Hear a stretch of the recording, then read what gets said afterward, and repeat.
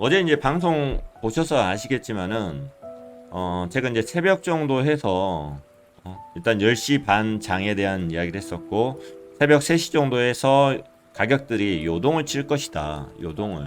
왜냐하면은 어떤 이제 그 불안 심리 때문에 그리고 그 내용이 나왔을 때 그것을 그 내용에 따라서 이제 또 바뀔 거고 그리고 시간이 지나면서 그 내용을 어떻게 해석하느냐 그거에 따라서 바뀔 것이다. 중요한 것은 일단 3시라는 거 FOMC 회의가 끝나는 거 이게 뉴욕 시간으로는 오후 2시가 되는 거고 한국 시간으로는 새벽 3시에 그 성명서가 그 회의 결과가 발표가 된다. 그다음에 3시 반이 되면은 파월 의장이 나와가지고 기자회견을 한다. 기자회견을 한다.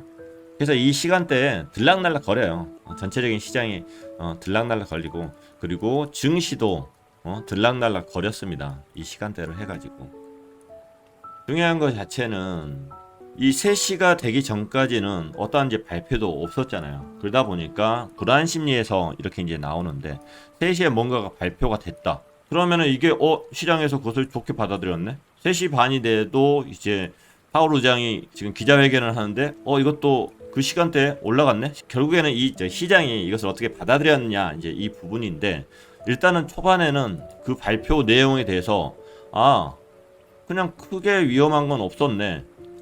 여기 아까 원래 위치로까지 이제 회복을 했으니까 그 정도 느낌으로 이제 보면 되는 거예요. 그러니까 테이퍼링이니 델타 변이니 그런 부분들 지금 악재로 나올 수 있는 부분들 자체가 발표한 내용들이 별거 없었구나. 뉴스 자체를 전부 다 듣지 않아도 이 차트만으로도 그 내용들이 어떤 내용을 가지고 있다 이렇게 볼 수가 있는 거예요. 물론 이제 이 시간대에 대해서 그렇게 이제 나올 수가 있을 거고 그리고 저녁에 10시 반 장 시작할 때 그때 이제 분위기가 있을 수 있고 그리고 일정 시간이 지나면서 나온 뉴스들 자체를 어떻게 해석을 하느냐 그러면서 분위기가 바뀔 수 있습니다. 그래서 우리는 이 과정을 지나쳤고 오늘 10시 반 30분 후가 되면은 미국 증시를 보면서 이때 발표된 내용 자체가 시장이 어떻게 해석을 해냈는가 그것을 이제 우리가 이제 주가로서 확인을 할 수 있을 겁니다. 그래서 별거 없었다고 하면은 오늘은 올라가는 쪽으로 가는 게 이제 맞을 거고요. 아니면 뭐 횡보라. 그리고 뭐 장 시작할 때하고 끝날 때하고 또 이 사이에서 또 바뀔 수도 있는 거고. 그것은 이제 그런 부분들을 그런 관찰 포인트들을 가지고 관찰하면 괜찮을 것이다. 이렇게 이제 말씀을 드리고 일단 우리가 걱정하는 부분들 자체가 일단 돈을 갑자기 안 풀면 어떻게 이런 부분들이 걱정이 되잖아요. 그런데 여기에서 이제 향후 회의들을 보면서 진전 정도를 보면서 평가를 하겠다 이런 이야기를 했어요. 여기서 미팅 이게 투자자들은 재밌어. 이 단어 하나 여기선 스펠링 하나 이거 가지고 지금 더 판단을 이제 하는 거예요. 향후 회의들을 보고 해가면서 갑작스럽게 얘가 테이퍼링 할 거야, 금리 인상 할 거야 이렇게 발표하는 게 아니라 향후 계속 이게 시장하고도 토킹 어바웃을 계속 할 거고 그리고 FOMC 회의를 해가면서 그것을 계속적으로 평가를 하겠다 이거잖아요. 그러면 FOMC 회의 자체는 앞으로 몇 번 안 남았습니다. FOMC 회의는 아직 이제 9월 달에 한 번 있고 11월에 있고 12월에 있어요. 다음 달에 이제 잭슨홀 미팅이 있는데 잭슨홀 미팅 같은 경우는 이제 큰 행사긴 하죠. 큰 행사긴 하는데 여기는 이제 중요한 것은 FOMC 회의는 아니지. 어떤 기조는 나올 수 있을지 모르겠지만은 FOMC 회의는 아니다. 잭슨홀 미팅 같은 경우는 결국에는 전 세계 중앙은행장들이 와가지고 비공식적 자리에서 뭐 이런저런 대화를 나눈 이제 자리여서 또 여러 가지 이제 분위기 연출이 되겠죠. 분위기 연출이 될 거고. 과연 다른 중앙은행장들이 개발도상국에 있는 중앙은행장들이 만약 여기에서 갑자기 테이퍼링 한다는 것 자체를 좋아할 것인가? 그러면은 개도국 자체에서 돈이 더 빨리 빠져나갈 텐데. 그래서 우리나라 같은 경우는 금리 인상을 더 빨리 하려고 하는 거고. 그래서 얘네들 입장에서는 이제 뭔가 이제 어드바이스를 할 수 있으면은 그 속도 좀 늦춰라. 긴축 좀 늦춰라. 이런 이야기들을 하겠죠. 어찌됐든 잭슨홀 미팅에서 금리를 인상하겠다, 테이퍼링을 하겠다 그런 토킹 어바웃은 될 수 있을지 모르겠지만 어떤 결정문이 나올 수는 없다. 그러면은 8월도 어떤 발표가 나오지는 않을 것이다. 그렇다고 하면은 미팅 쓰니까 9월달 한번 하고 이것은 미팅이지 미팅 스가 아니잖아요. 하면 9월달에 이것을 발표를 하지도 않을 거고 그러면 11월이나 12월 정도 최소한 이 정도의 회의를 거쳐서 얘네들은 테이퍼링에 대한 이야기를 최종적인 결정을 할 수가 있는 거죠. 물론 이 이후로 넘어갈 수도 있는 거고 결국에 테이퍼링이라는 것은 해야 되는 거고 그리고 금리 인상이라는 것도 결론적으로 해야 되는 거예요. 언제 하느냐 이게 중요한 거고 그리고 중요한 것은 그렇게 되면은 9월, 11월, 12월 달 회의 끝나고 나서 뭔가 이야기를 할 테니까 그러면 테이퍼링을 하는 시기는 이 두 번이라고 하면은 12월부터인 거고 아니면 내년부터인 거고 그리고 테이퍼링이 나왔다 하더라도 그러면은 결국에는 양적 완화를 하고 있는 이 물량 자체를 줄이는 건데 한 달에 푸는 돈 자체를 채권 자체를 사주는 것 자체를 계속 줄이는 거잖아요. 줄이는 거 그러면은 이거 자체가 기간이 오래 걸려요. 한 번에 1200억 다 빼는 게 아니라 2008년 금융위기 때 돈 풀고 나서 테이퍼링을 하는 것도 다시 자료 봐야겠지만 한 10개월 정도 될 거예요. 10개월 걸리는 기간 자체. 그럼 이번에도 최소한 10개월에서 더 걸리겠지. 더 많은 돈을 뿌리고도 있으니까. 그리고 양적 완화를 종료하는 그 시기까지는 양적 완화인 거예요. 양적 완화. 그냥 이런 시선으로 봐요. 사실은 테이퍼링이 발표되고 나오더라도 저는 그거 시장이 다 받아낸다고 생각을 하는 사람이에요. 이 정도 날짜 넘어가서 어떤 것이 나온다 하면은 시장은 벌써 예상을 하고 있잖아. 예상을 하고 있잖아. 그러면 예상을 하고 있는 일들은 생각보다 충격은 적을 것이다. 파월 의장이 했던 이야기를 정리를 한 부분은 이겁니다. 테이퍼링 시점에 대해서 패드는 아무런 결정은 내리지 않았다. 테이퍼링에 대한 의논은 분명히 했어요. 근데 패드는 아무런 결정은 내리지 않았다. 그리고 금리 인상의 시점에 대해서는 가까이 가지 않았다. 테이퍼링 하면서 금리를 인상을 할 수도 있어요. 시장은 사실은 그런 것도 지금 예상을 살짝을 했었는데 금리 인상은 아예 먼 시점이다. 가까이 있지 않다. 이렇게 이제 발언을 했어요. 그리고 델타 변이, 이 델타 변이는 코로나 바이러스 확산으로 인한 경제 영향은 점차 줄어들 것으로 예상한다. 그렇게까지 걱정할 상황은 아닐 거야. 이렇게까지 얘가 이야기를 해버렸네, 파월이. 그리고 인플레이션은 단기적으로 높아지겠지만 왜냐하면 단기적으로는 지들이 막을 수 없거든. 중기로는 낮아질 것으로 확신한다. 바로 인플레이션도 걱정할 필요가 없다. 이게 지금 파월 의장이 했던 이야기입니다. 앞으로도 인플레이션에 대한 이야기는 계속 나올 건데 그건 단기적인 거다. 계속 이럴 거예요. 이건 일시적이야. 일시적이야. 계속 이렇게 이야기를 하는 거예요. 이 친구가 이렇게 이야기했다 해서 시장 자체가 실질적으로 델타 변은 아무것도 아니야. 인플레이션은 아무것도 아니야. 단기적이야. 이렇게 결론을 우리는 내릴 수는 없어요. 이거하고 파월 의장이 이야기한 거하고는 별도로 봐야 돼요. 델타 변이가 세상에 더 힘들게 만들어 줄 수도 있어요. 하지만은 돈을 찍어내는 이 친구들의 입장에서 시장의 방향을 하는 입장에서는 이런 방향으로 이 친구들이 잡고 있다. 이것을 분리해서 이야기를 해야 됩니다.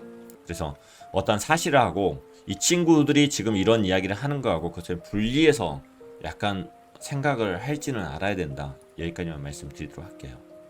자, 세부적인 이야기입니다. 세부적인 이야기. 테이퍼링 시점에 대해서 패드는 아무런 결정은 내리지 않았다. 그런데 여기서 저도 이제 중요한 부분은 사실 이거예요. 고용시장은 계속 전진하고 있다. 고용시장이 좋아지고 있다. 하지만 가야 할 길은 많이 남아있다. 아직도 700에서 800만 명이 아직 실업자로 남아있다. 강력한 고용 수치를 보길 원한다. 굉장히 이거 중요해요. MV에서 PT 이야기하는 거. 경제에서는 M1을 이야기합니다. 그리고 이제 돈에 대한 회전 속도. 여기는 소비자, 여기는 생산자, 여기는 가격이고, 여기는 트랜잭션. 이 트랜잭션 자체를 GDP로 이렇게 GDP로 계산을 하기도 하는 거고, 이 가격, 물가 자체는 올라가요. 물가 자체는 올라가는 건데 이 T가 같이 올라가주면 돼요. 트랜잭션이 경제가 더 많이 활성화되면 되는 거예요. 그런데 저는 이거 자체를 완전 고용이 중요하다. 완전 고용이 돼가지고 이 GDP든 T든 같이 올라가 주면은 이 돈을 찍어내는 것들, 이 돈에 대한 회전 속도 이게 아무리 올라가더라도 적당히 올라가야겠죠. 그래도 이 P가 올라가는 것을 막아낼 수 있어요. 적당하게 올라가게 할 수가 있는 거예요. 그래서 사실은 이 T 값을 같이 올리기 위해서 완전 고용이라는 게 어마어마하게 중요한 겁니다. 어마어마하게. 물론 이 완전 고용을 통해서 GDP가 올라가고 뭐 이런 부분 쪽으로 이제 해석을 해야겠지만은, 그래서 지금 이제 미국 정부에서는, 그리고 이제 패드 쪽에서는 고민스럽죠. 고민스럽지. 물가 올라가는 거, 물가 올라가는 거 고민스럽지. 물가가 올라간다는 건 뭐예요? 지들이 찍어내는 돈의 가치가 떨어진다는 이야기인데, 계속 찍어가지고 절대 권력을 누려야 되는데 가치가 떨어져 버려. 위험하지. 그런데 이것도 살려야 되거든.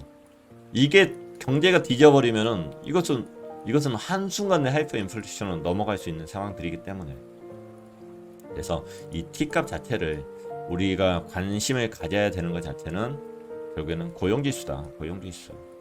이렇게 생각을 하고 미국에서 막 고용지수 발표하고 실업자 지수 발표하고 그런 부분들을 여러분들이 이제 관찰을 하시면은 조금 더 경제를 재밌게 볼 수가 있습니다.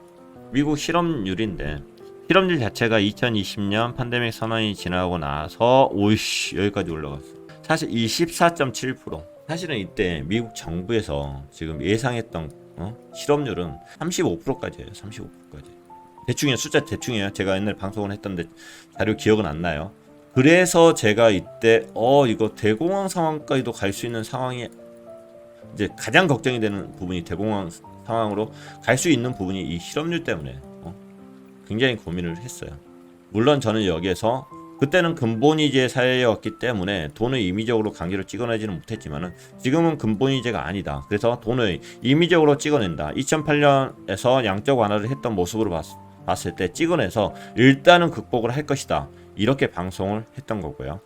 클리마락과 기초 가정 11편에 아마 나와 있을 겁니다. 근데 이제 실업률 자체가 많이 줄어들긴 했어요. 많이 줄어들긴 했습니다. 그리고 9월달이 실업급여를 코로나 때문에 하는 실업급여 자체가 이제 마지막 상황이에요. 그래서 많은 사람들이 9월 이후에 직장에 더 복귀를 할 겁니다. 더 복귀를 할 거예요. 지금 실업급여를 너무나 많이 주니까 일을 안 한대. 그러면서 인건비가 더 올라가는 거예요. 사람들이 안 오니까 지금 희한한 상황이 생겼어요. 그래서 이거 자체는 더 줄어들 것이다. 이렇게 이제 생각을 하는데, 코로나 이전 시대로 가는 수준 자체가 우리나라가 지금 5천만 명 정도 되나요? 근데 실업자 자체가 800만 명이래요. 패드 쪽에서도 관찰을 해야 될 것 자체는 고용 시장이다. 근데 이게 진전이 되고 있다. 하지만 가야 될 길이 아직 남아있다. 700에서 800만 명이 아직 실업자로 남아있다. 그래서 강력한 고용 수치가 나오기를 바란다. 이게 나오면 얘네들은 뭘 한다? 테이퍼링을 하는 거고, 왜냐면은 PT에서 T를 해결했네. T가 어느 정도 해결됐다 하면은 P를 잡기 위한 정책을 펼치겠다. 지금은 T를 좀 더 보겠다. 이런 시선으로 보시면 됩니다. 테이퍼링을 하면 모기지 증권과 국채를 아마도 같이 할 것 같다. 이게 기자가 질문하고 나서 이런 답변을 했을 거예요. 그래서 시장에서는 모기지 증권 자체에 대해서 일단 테이퍼링을 하고 그 다음에 국채는 나중에 하지 않겠는가, 이런 의견들이 있어서 기자가 이제 이런 질문을 했는데, 다수의 위원이 MBS 매입에 대해서 논의를 했다. 하지만 국채보다 MBS를 먼저 축소하자는 아이디어에 대한 지지가 거의 없었다. 이렇게 보시면 됩니다. 그리고 지금 현재 한 달마다 국채는 800억 달러를 사주고 있고, MBS 같은 경우는 400억 달러를 현재 사주고 있다. 그래서 1200억 달러 정도의 채권을 한 달에 매입을 해주고 있다. 그러면 테이퍼링을 한다고 하면 이 1200억을 동시에 이제 안 해! 이렇게 되면은 양적 완화 종결이잖아. 근데 그게 아니라 1200억 하던 것을, 자, 이번 달에는 이제 1000억만 사고, 다음 달에 800억 사고, 그 다음 달에 600억 사고, 이런 식으로 이제 넘어가는 거야. 이런 식으로. 그렇기 때문에 테이퍼링을 하더라도 갑작스럽게 채권을 다 매입을 안 해준다? 그런 의미는 절대 아니다. 이렇게 보시면 될 것 같습니다. 자, 원래 인플레이션은 보통 이제 2% 정도의 인플레이션을 일상적으로 봅니다. 그래서 지금 인플레이션이 더 많이 가는 것은 이게 일시적이다. 이게 일시적이다. 더 많이 가는 게 일시적인데, 언젠가는 다시 인플레이션이 많이 계속 늘어나는 것들이 이제 그것들이 없어질 것이다. 그렇기 때문에 이런 것을 일시적으로 이야기를 한다. 이렇게 지금 이야기를 하고 있는 거예요. 그리고 지금 몇 달 동안은 이렇게 인플레이션 자체가 2%가 아니라 더 많은 비율이 나올 것이다. 그것을 인정을 하고 있는 겁니다. 그리고 이제 그 인플레이션들이 중요하지 않다는 형태로 이 친구들이 지금 이야기를 하려고 굉장히 노력을 해요. 그래서 지표는 예상보다 높지만 경제 전반이 아니라 자동차나 호텔 이런 거에 몰려 있다. 몰려 있다. 그래서 그런 게 중요하지 않다. 이런 식으로 조금 인플레이션이 실질적으로 인플레이션은 일어나고 있다고 하는데 미국에서 물가도 많이 오르고 달걀값도 오르고 이렇게 늘어나고 있다고 하는데 이런 식으로 좀 누르는 분위기로 지금 계속적으로 이야기를 하고 있습니다. 그리고 델타 변이에 대한 영향, 새로운 코로나 재확산이 올 때마다 경제적으로 조금씩 영향이 덜하다. 델타 변이가 더 위험하고 크다는 건 알고 있지만은 새로운 게 계속 재확산되더라도 경제적으로는 영향이 덜하다. 사실 이것은 이 친구 말은 맞아요. 지금 어느 정도 이제 코로나를 인정하면서 어떻게 살 수 있는 방법들을 우리가 이제 그렇게 하고 있기 때문에 이렇게 이제 이야기한 거는 맞는 것 같고 아마도 심각한 경제 봉쇄는 없을 것이다. 델타가 고용 시장 회복을 지연시킬 수 있어 이거에 대해서 계속 관찰은 해야 된다. 미치는 효과는 매우 크지는 않아 보인다. 하지만 영향이 있을 것이고 경제 회복을 몇 달 동안 지연시킬 수도 있고 그렇지 않을 수도 있다. 애매모호하게 이야기를 했죠. 여하튼 델타 변이도 얘네들은 걱정할 것이 아니다. 이런 느낌으로 이야기를 한 거예요. 그래서 기자가 이런 또 이야기를 했어요. 아까 이제 위에서 이제 고용지수 뭐 이런 부분들 이런 부분들에 대한 이야기인데 파월은 상당한 진전이 있은 후에 이렇게 이야기를 했어요. 어떤 기준이 아니라. 그래서 기자가 이렇게 물어봤어. 상당한 추가 진전이랑 그 구체적인 기준이 뭐냐 이렇게 이제 물어본 거예요. 그러니까 파월 의장이 어떻게 대답을 해야 될지 좀 애매모호했대요. 그래서 파월은 특정한 수치가 있는 것이 아니라 최대 고용 목표를 그냥 강조하는 거다. 최대 고용과 관련된 강력한 고용 수치와 고용 참여율, 임금 수준들을 언급하면서 하나의 숫자로 표현하기는 어렵다. 숫자로 표현하기 어렵다. 지들이 판단을 하겠다. 파월 입장에서는 여러 가지 정치적인 이슈에 그냥 끌려 있는 거예요. 정치적인 이슈에 이렇게도 말을 못하고 저렇게도 말을 못하는 거예요. 계속 분위기는 끌고 나가는 거지. 그냥 갑자기 지금 테이퍼링 해버리고 금리 인상 해버리면은 인플레이션을 강조해버리면은 지금 미국 행정부 쪽에서는 지금 돈을 더 찍어내가지고 경제를 살리기 위해서 돈을 찍어내야지 뭔가 할 수 있고 자기 업적도 쌓이고 그럴 텐데 고용률도 끌어올리고 이런 식으로 더 할 텐데 그런 부정적인 이야기를 할 수 없는 입장이다. 파월 입장에서는. 그리고 어제도 말씀드렸듯이 파월 의장은 내년 2월이 임기 마감입니다. 그러면은 내년 2월이 임기 마감이면은 일상적으로 7월, 8월 뭐 이 정도 수준에서 지금 현재 대통령이 바이든 대통령이 새로운 사람을 임명하든지 아니면 연임을 뭐 이렇게 이야기하든지 미리 발표를 하는 것 같아요. 만약에 파월 의장이 아닌 다른 누군가를 어차피 위원회에 있는 지금은 원래 7명인데 6명이 있죠. 6명 중에 누군가를 이제 지정을 하겠죠. 파월 빼면 이제 5명이 있는 거고 바이든하고 좀 어울릴 사람을 할 거고. 그래서 만약에 파월이 아닌 다른 누군가가 된다고 하면 파월은 그냥 허수아비가 돼야죠. 내년까지 뭘 못하는 거지. 지위가 나갈 때까지. 그런 이제 분위기가 될 수도 있는 거고. 그리고 연임을 하게 된다면은 이제 어떤 정책들을 조금 힘있게 이야기를 할 시간들이 올 수도 있는 거고. 그래서 다음 연준 의장이 그 발표가 언제쯤 되느냐 이것도 중요한 관찰 포인트가 될 거라고 생각을 해요. 어찌됐든 연준 입장에서는 테이퍼링에 대해서 본격 논의는 했고요. 이 테이퍼링 발표 시점을 사실은 알 수는 없죠. 근데 시장에서는 지금 월가나 이런 시장에서는 12월로 생각을 했어요. 12월로 생각을 했는데 이번에 이 친구들은 지금 이게 11월로도 앞당겨질 수 있겠구나 이런 또 의견을 내놓더라고요. 그래서 JP 모건은 FOMC 정책 결정문에서 테이퍼링을 언급을 하며 최근에 경제 진전이 있었다라고 명시한 것은 예상 밖이었다.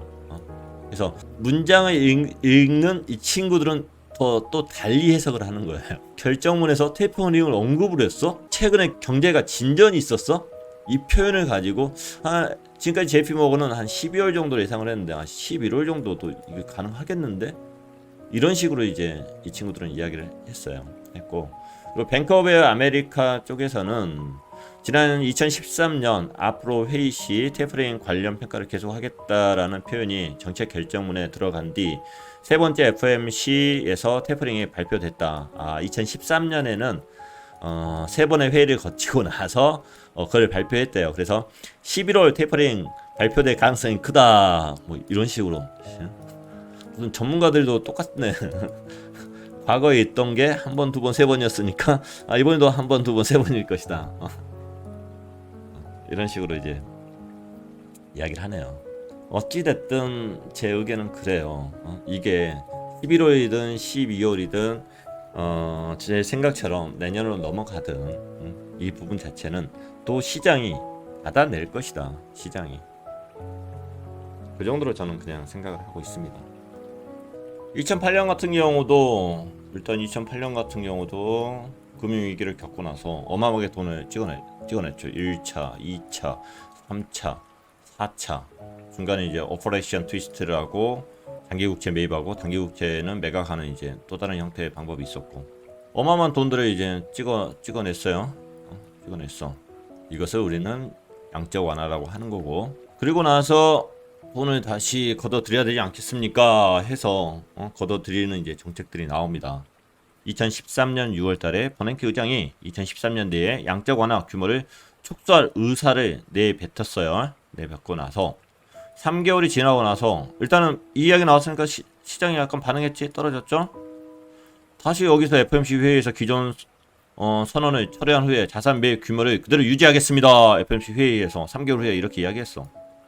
아니 이렇게 이야기하고 나서도 이때 시장이 반응을 해서 떨어졌지만은 가격이 올라간 거 봐. 이거 발표하기 전에도 시장이 받아내는 거지. 계속 매입을 유지하겠습니다 하니까 아싸라비야 하고 계속 쳐 올랐지. 그리고 나서 10월, 11월, 12월, 1월 4개월이 지나고 나서 FOMC 테이퍼링 공식 선언을 이때 한 거야. 이때 양적 완화 축소 시작을 여기서 한 거지.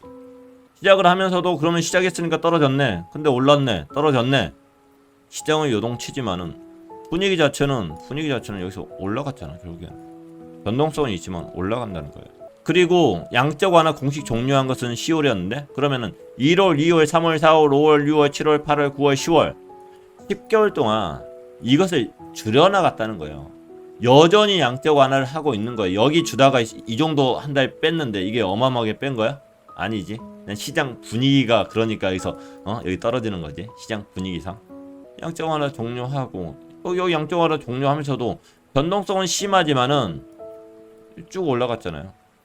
양적 완화 종료하고 나서부터 최소한 횡보니 하락이니 이 느낌이지.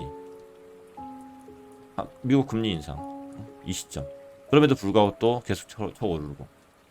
그래서 사실은 테이퍼링을 만약에 가장 빨리 잡는다 11월 달에 잡는다 치더라도 이게 양적 완화가 끝나려고 하면은 내년 연말이에요.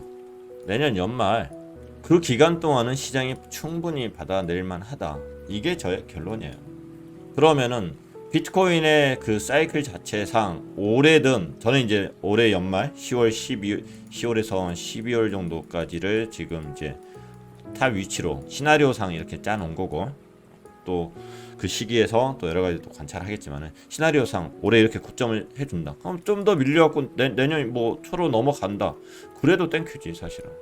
저는 제가 요구하는 것은 비트코인의 그 탑의 위치까지 다른 시장들 자체가 월가가 끝까지만 안 하면 된다. 끝까지만 안 하면 지갑의 상황들은 오케이 알겠어. 약한 선에서 강한 선으로 넘어가고 있어. 근데 가격은 누가 담당해? 시장이 담당하지.